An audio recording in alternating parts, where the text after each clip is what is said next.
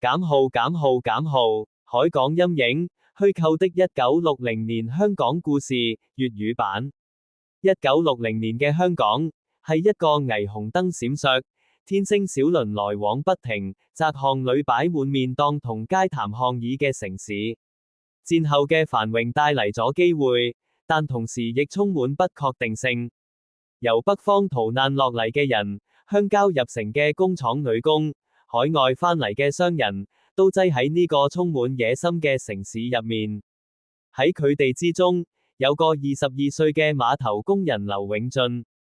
佢住喺上環一間細細嘅唐樓，每日天未光就行落碼頭，搬貨搬到膊頭都痛，心裏面卻一直諗住儲夠錢，將來開一間屬於自己嘅涼茶鋪。但麻煩，比佢嘅夢想更早到嚟。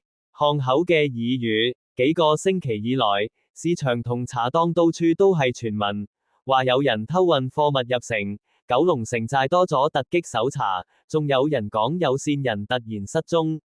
永進本來都冇理，直到某個潮濕嘅夜晚，佢經過碼頭時見到幾個男人喺昏黃燈光下炒緊架。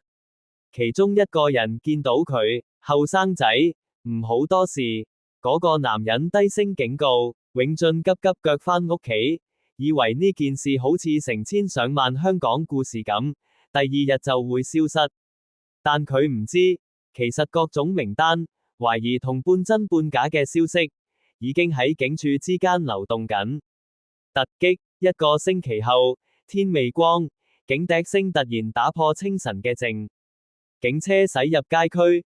皮靴喺濕漉漉嘅石屎地上啪嗒啪嗒咁響，永進俾猛烈嘅拍門聲嚇醒，開門，警察檢查，唐樓走廊亂成一片，居民紛紛走出房門，警察成隊咁衝上嚟，話有人報料，偷嚟嘅收音機零件就藏喺呢棟樓入面，上頭落緊命令，要快速查案，耐性喺壓力之下早已不在。永進同10幾20個人一齊俾帶走，工人、賣菜嘅阿姐，甚至連個做咗30年手作鞋嘅老鞋匠都唔例外。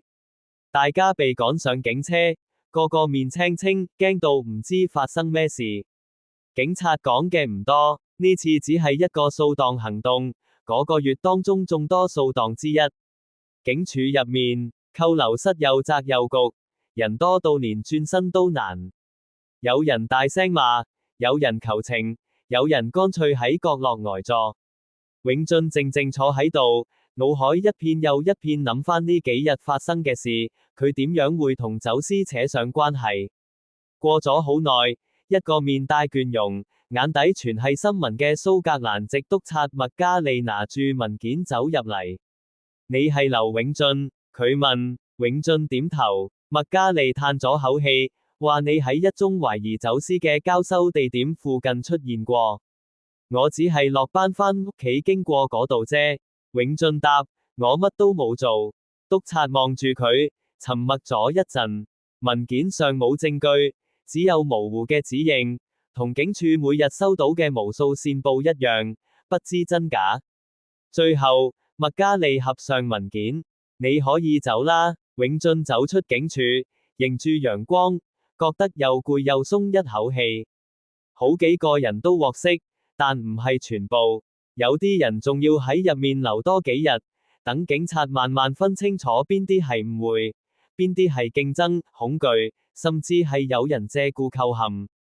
後續，返到上環，鄰居個個都縮埋晒，街坊阿媽拖住細路唔俾佢亂跑，呢場突擊成為香港無數故事之一。喺呢個充滿機會又充滿未知嘅城市，只要一步行錯，就足以改變人生。